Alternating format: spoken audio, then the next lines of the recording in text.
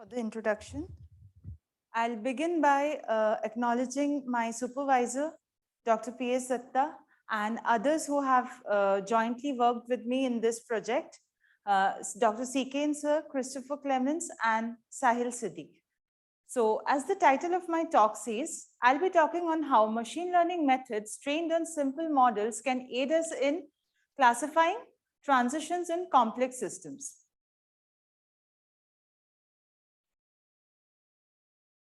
So as you see, transitions, this is a melting of the permafrost, loss of coral reefs, vegetation land being converted into arid ecosystems. All these are transitions which might have been abrupt or gradual.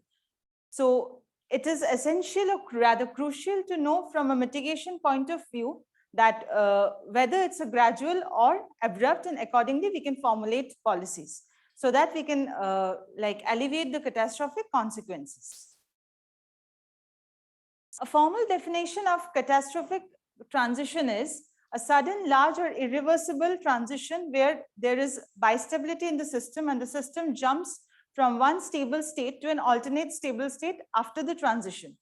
And a non-catastrophic one is the one that has similar dynamics pre and post transition, but there's a gradual decay. Systems undergoing such transitions can be represented by this deterministic equation, which is dx dt equal to f of x comma a, where a is this bifurcation parameter. I'll show you some examples. So on the left, you see a catastrophic bifurcation where there's a bistable regime and it's guided by a saddle node bifurcation. On the right, you see a non-catastrophic transition whereby the system undergoes a gradual shift in abundance, but there is no change in it's a monostable state. There's no bistability. So here are two examples of catastrophic or non-catastrophic transition. Non-catastrophic transition do include other types of bifurcations such as pitchfork or supercritical Hoff. Okay. By now, we all are familiar that CSD-based indicators do have a lot of limitations. One of the major things being that they don't classify a catastrophic and non-catastrophic transition. So accordingly, generic early warning signals which are critical slowing down based and that work only when your eigenvalue is approaching 0, close to the bifurcation point, will definitely not distinguish your catastrophic and non-catastrophic transition, but it may show trends. So such generic early warning signals, I'll just briefly mention a few limitations that we can't classify using such signals. They also succumb to imperfect sampling, and we need detrending and lots of other pre-processing and manual interventions. So owing to the above factors, we wanted to develop a tool that overcomes these limitations while also classifying a catastrophic, non-catastrophic, and a no transition. For this, we rely on machine learning tools. So machine learning, the name as simple as it is, so we train the machine. Machine here is a set of parameterized functions which are trained to map and it maps an input space to a target output space. It's that simple. However, there are different classes of machine learning approaches, supervised, unsupervised, or reinforcement learning. We'll here focus on supervised learning and the subclass classification because we want to distinguish or classify transitions. So I'll just talk what is supervised learning. Supervised learning is the method where you use labeled data sets. So when you train, you pass also, like you pass the input, you also pass the corresponding output to your model, and you allow the model that, see, this is my input. You have to learn the things that make you map the input to that target. So that is supervised learning. And classification, as the very name suggests, that we classify data into groups based on similar characteristics. So here I mention a few classifiers, ML-based classifiers. However, we'll be using deep neural networks. Why deep neural networks? Because deep neural networks are universal classifiers or universal approximators. So they can perform very difficult tasks. And the word deep, the adjective deep is to signify or specify that there are a number of hidden layers between your input and output layer.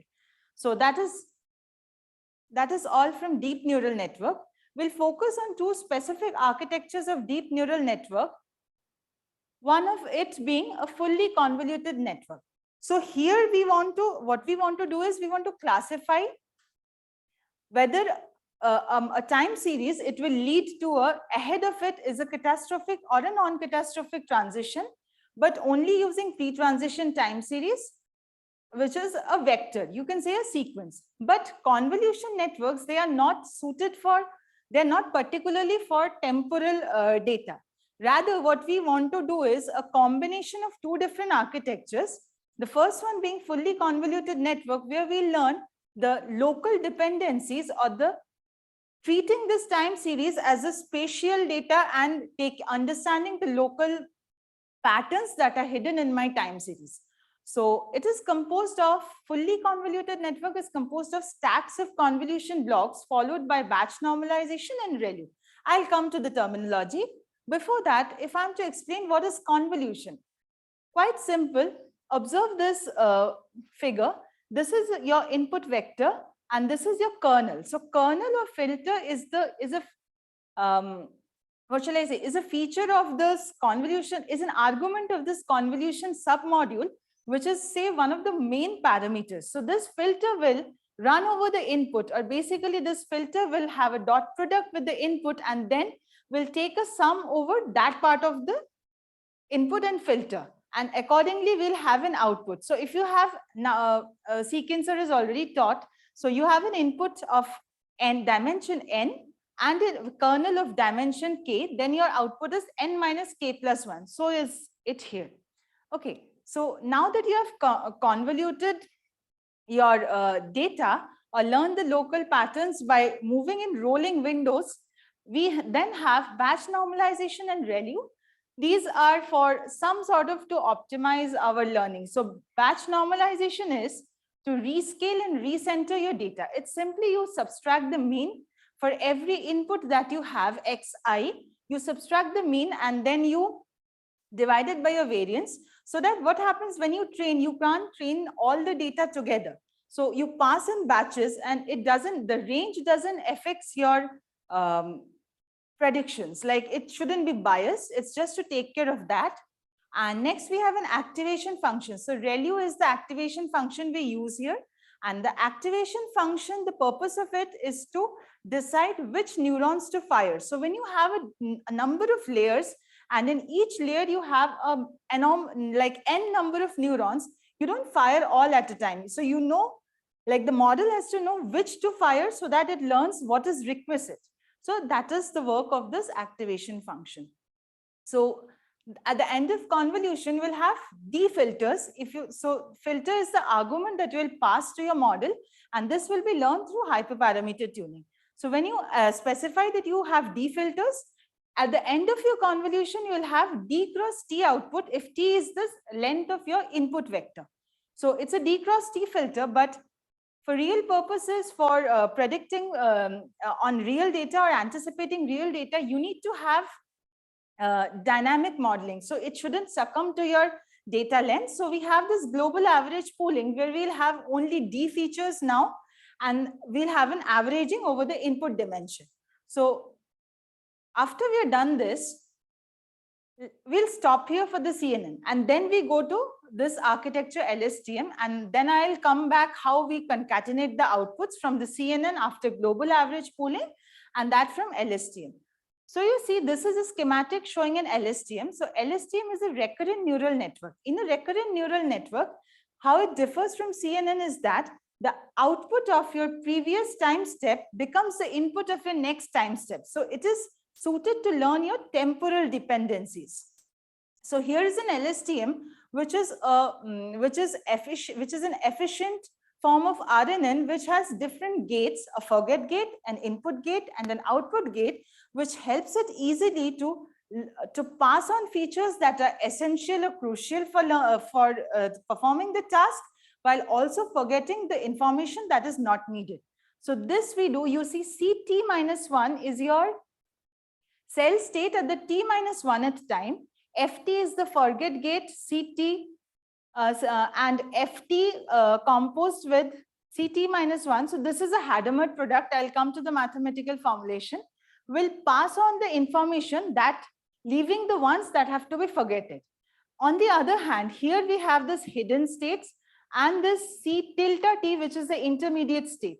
So the input and the C tilde T will have, there will be a Hadamard product of that, which will pass on the features that we want to take to the next step. In this way, here we have the mathematical formulation. So how we pass on the information that we want to have it and leave behind the ones that we don't want.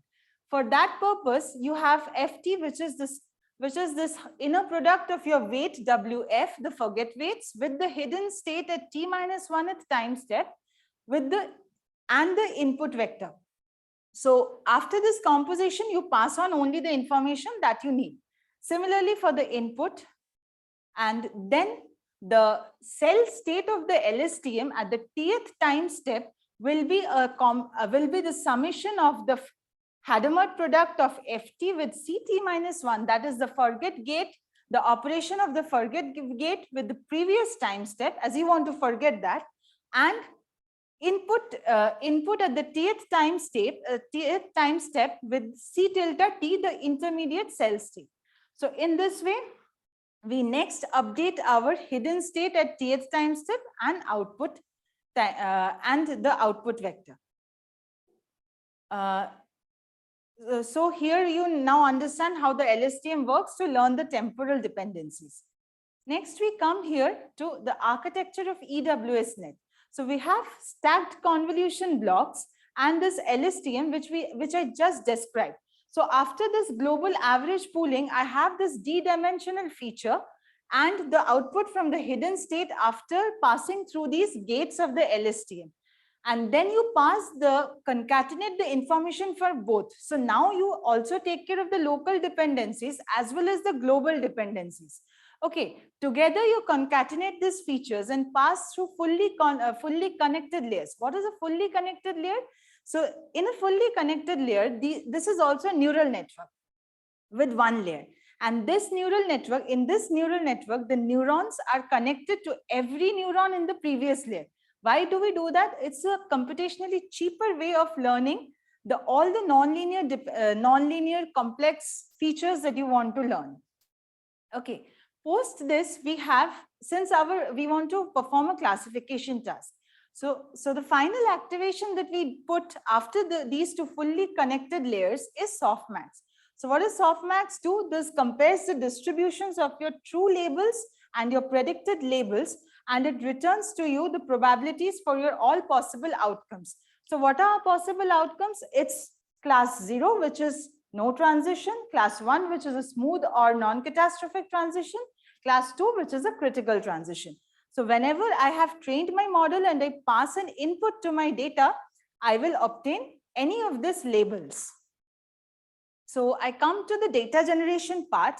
Now that our architecture is fixed, all we need to generate training data from these mathematical models, which take this form, dx dt equal to fx plus gx xi t, where xi t is this is the noise part or the perturbation part. Here we take this form, which takes care of the color of the noise. So xi t, k is the autocorrelation, and phi and w are random numbers. Beta is the species autocorrelation response. So when we consider k equal to 0, we generate data for white noise. That is, the system is perturbed with only white noise. When we take k in the range -1 to 1 other than 0, we take care of negatively correlated noise as well as positively correlated noise. The more it is closer to 1, the highly positively correlated it is. Okay, so considering two different data sets, our purpose is that we want to, we have read earlier that early warning signals, they succumb to color noise or correlated noise. We do not observe significant trends always. So for that purpose only, we generate 2 data sets. So the mathematical models that we considered for our purpose vary over a wide different range of nonlinearities.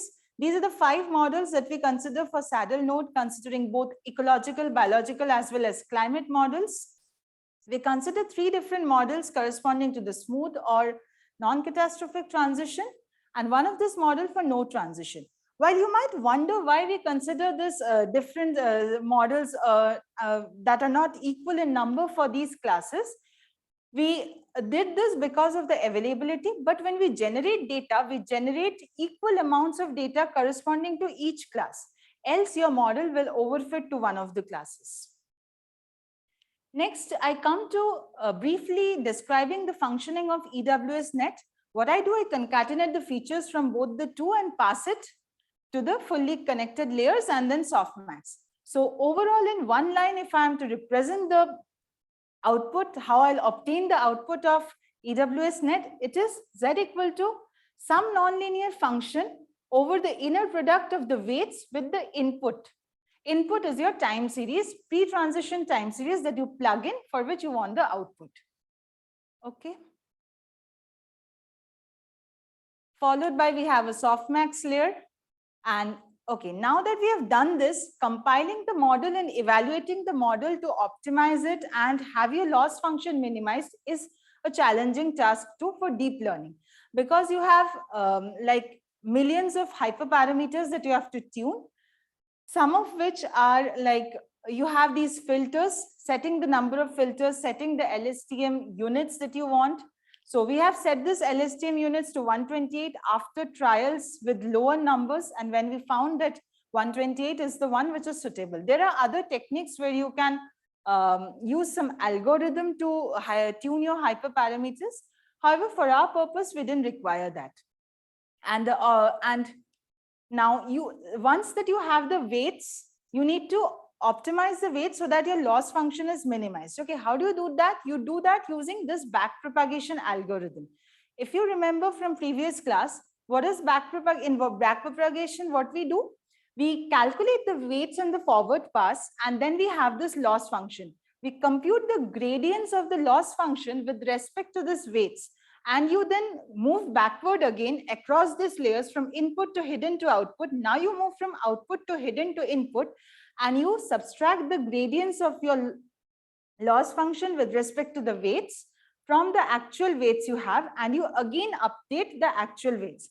Now this will be your final weights, which you will save and you will test for further whenever required.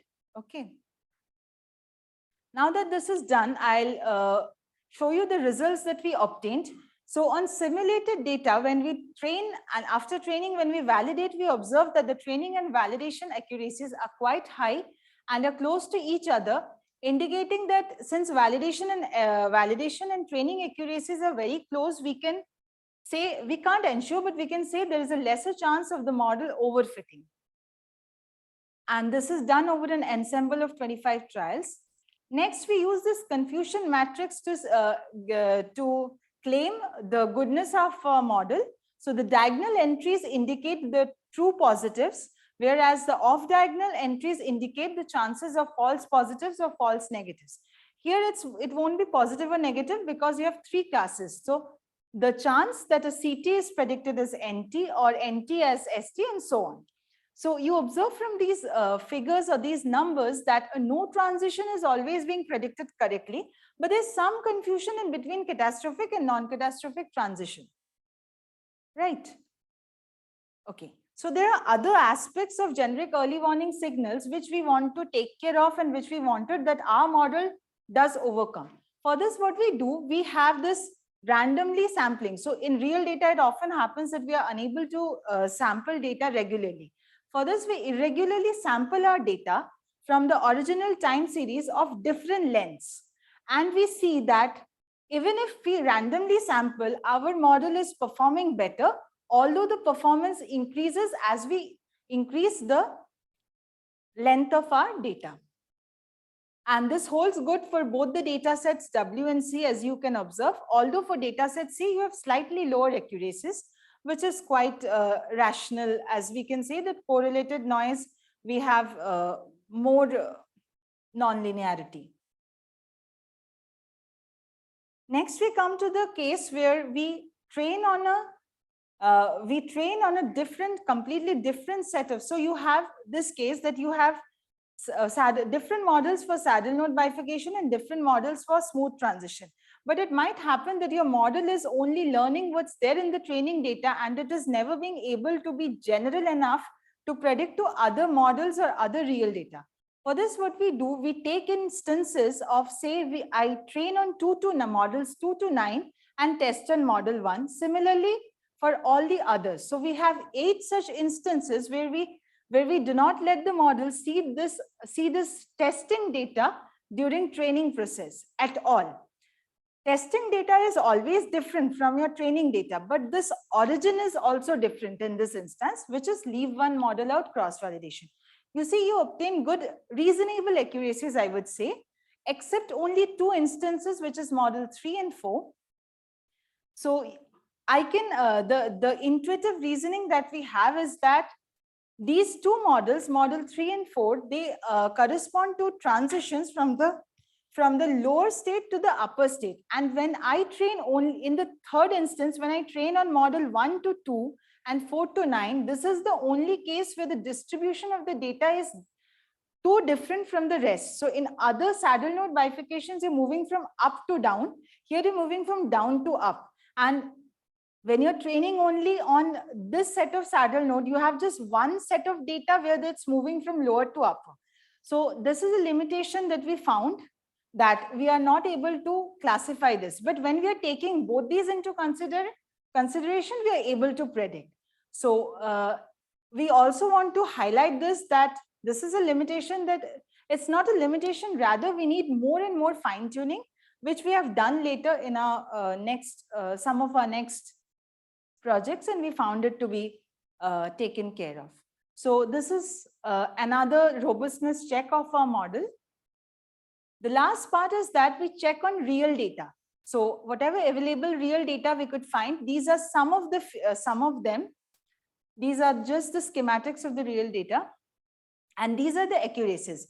With no intentions to compare Kendall-Tau coefficients and prediction probability, we just show this, that while generic early warning signals, they do not show you good trends or do not ensure that you obtain high Kendall-Tau coefficients, that your trends are like the chances of false positives are less.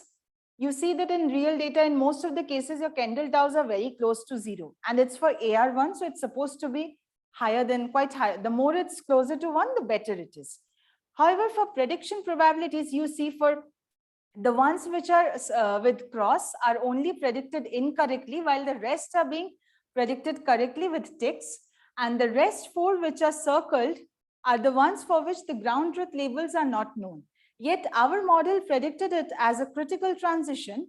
You may have a look at this figure. You see that it corresponds to A, B, C, and D. While the ground truth label is not known, you may see that it still looks like an abrupt transition, and taking the entire time series and doing a change point analysis, you will find the same.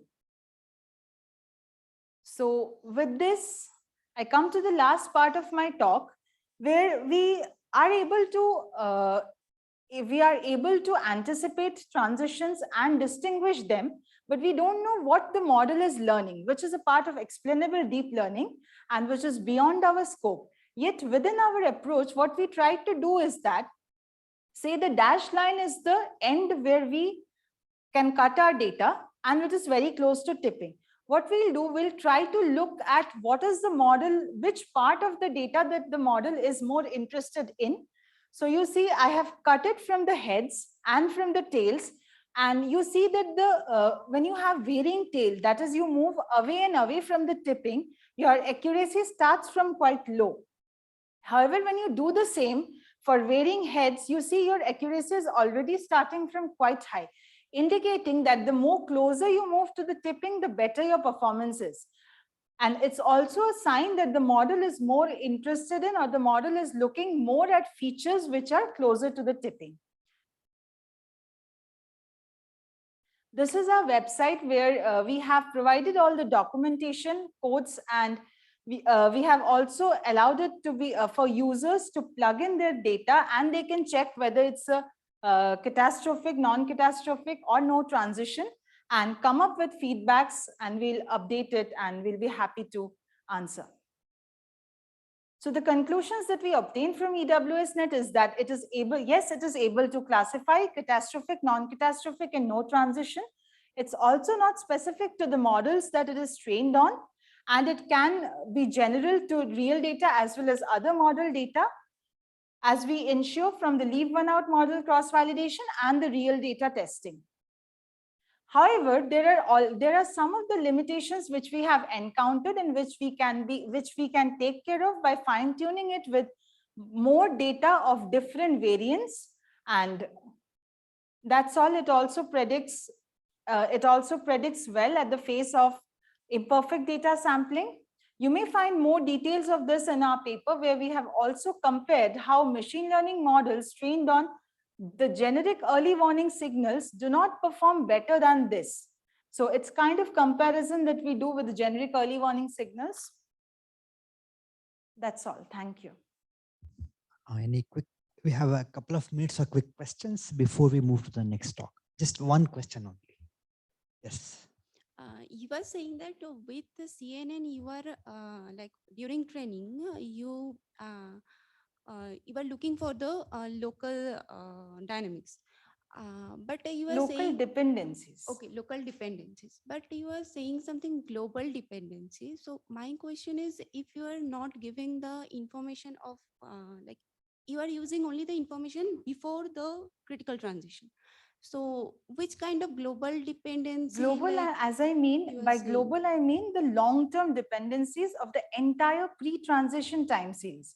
While convolution is also looking at your entire time series, but in short steps, where you convolve over the filters and your input tensor of that dimension, of the filter dimension. So that is taking care of the local dependencies. But LSTM is looking at your entire time series at one go. That is what I meant. The pre-transition, obviously. Thank you. You can discuss this further later. Thank you very much, Smita.